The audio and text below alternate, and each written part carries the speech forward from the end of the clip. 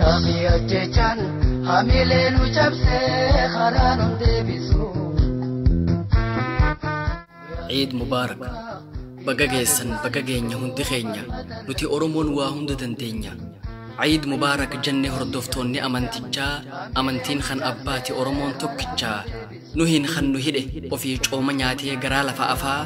akkuma fedhettuu baga nagayaan geessan ayyaana arafaa hamma barri dabrutti waan nun ja'an ba'achaa gammadaa taphachaa dayyaasuma nyaachaa gaafa aduun bahee dukkanni khullufe gaafa haqni bahee gabroonfataan kufe seeraan khabajan nadhiichifnee burraaqaa ni amanna rabbi balbala cufaminu jalaa ni saaqaa haalli yoo mijatees mijachuus yoo baate obboleessatti yoo garaa jabaate ijji rabbii ni arka jalaan dhokatu warra nama hidhee boolla namaaf qotu waaqni nama uumtee akka yaannu nu goote inni biyya lafaa hundarratti moote kaleessaas arraas boruus abdiin keenya suma warra gammadu malee warra gaddu nun godhin tasuma tokkummaa nuuf khanni jaalalaas nuuf laadhu yeroo si waammannu nu jalaa awwaadhu nagaa kee nuuf khanni hamaa nu baraari bara sobni hammaati kanatti uumaa nu gargaari haqni ilma namaa yoomuu hin dhokatu sobni bakka dhabee dhugaan haa moohatu warra yookiin isa shiraan nu hidhee haqa keenya dhoysu dhagaa gurraacha godhee uumaan isa haa gogsu yakka tokkollee hin qabnu oromummaaf hidhamne warra nama ajjeesuun ajjeestota jedhamne warra shiraan guddateen garagalchoo yakkamne yaa rabbi dhugaan gatiin siitu humaan dadhabne Oromoo siitu uume oromummaan ulfinaa wanta ittiin nu uumte akkamittiin mulqinaa gaafa oromummaan salphatee heerri uumamaa cabu gaafa nagaadhaan bahee du'aan awwaalcha dhabu gaafa dhugaa dubbatee barbaadamee hidhamu gaafa sabaaf dhaabbannaan shoorarkeessaa ja'amu miidhamaaf dhaabbatta atoo dhugaan jalliftu si waamanni awwaatta nama jalaan calliftu roorroon nurra dheeratee jaarraan nutti lakkaawe nama taanee dhalannee jiruun nutti hadhaa'e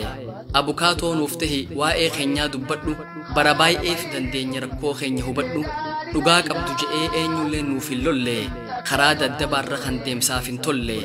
akka itti adeemnee as geenyeetu jira Oromoon martiinuu dhagahaa yaa fira ammayyoo dadhabne jennee galleen teenye imaanaa abbootaa fuunee lafan keenye kaabaa fi kibbarraa dhihaa fi baharraa Oromoon hundinuu keessaa fi alarraa akka taanu taanee gaafa waliin kaane warri kooluu gale warri sabaaf hin ta'ane afaan damma dibatee qabsaawaa fakkaatee dafqa joollee Oromoo bulguu tahee nyaate imimmaan sobaa boohee waaqa yaamee kakatee manguddoo biyyaa baasee maaloo je'ee kadhate gaafa dhugaadha je'ee namni isa dhaggeeffatu quba ija kaayee yoo hundee jabeeffatu dhugaa nutti fakkaate gaafa boohee kakatu dhuguma khofla seene yoo inni ilkaan qaratu qabsoo lubbuutti dhabnee dhiignee lafeetti cabne fira seenee amannee lagaan cahuu dadhabne ijji humaan argitu yoo qaroon qabaanne hayyoota keenya dhabnaan akka sabaatti jaamne haala kamiin keessattuu nuti Oromoon jabaannee adeemnee gahuu qabna bakka ganama yaanne yoo miidhaman malee miidhaguun hin taatu du'a gootaa duuna hudduun nun baatu saba ofiif qabsaa'uun aarsaa kafalchiisa hadhaa'uus mi'aawuus nama gammachiisa Oromoon ni gaha bakka yaadee fi hawwee rabbiitu nuuf khanne rasaasaa fi qawwee hayyoota muratoo Hamzaa Booranaa Baqqalaa fi Jawwee faana isaanii dhoofna abadan hin taanu qajeeltuu fi dawwee warra ijjannoo qabu humaan qabne naasuu afaan diinaa keessaa rabbi nuuf haa baasu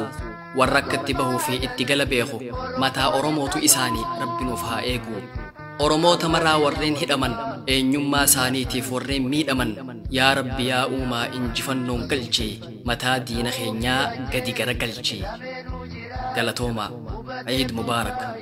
adoolessa 24 bara 2012 tiim cunullee 36 mana hidhaarraa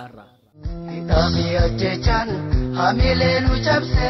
kharanum debisu.